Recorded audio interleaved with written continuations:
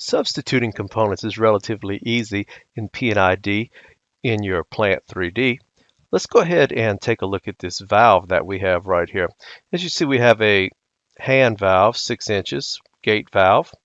We go ahead and click on it. Once it's selected, you'll see a drop down here. This drop down is so that you can substitute with another component. We can go ahead and put a ball valve there.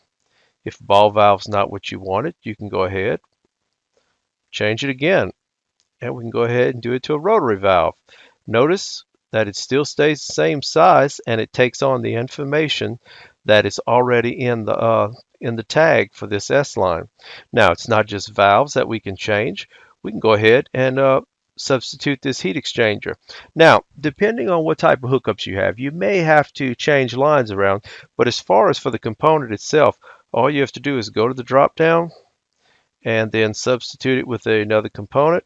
We can go ahead with this plate and frame exchanger, and you'll see that it substitutes it. And then, of course, if you need to move it or make any changes with your lines, then you can go ahead and do this at this time. But other than that, substitution of components on a P&ID, very simple. Also, if you'd like to go ahead and connect it back to the heat exchanger, that's very simple. All you need to do is select your schematic line, take where you have the plus so that you can continue, and then go ahead down to where you're going to connect it.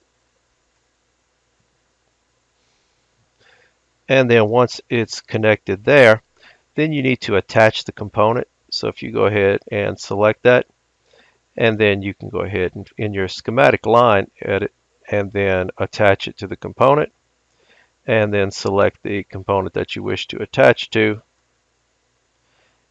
And now when you hover over the line, you'll see that it is connected to the heat exchanger. Simple.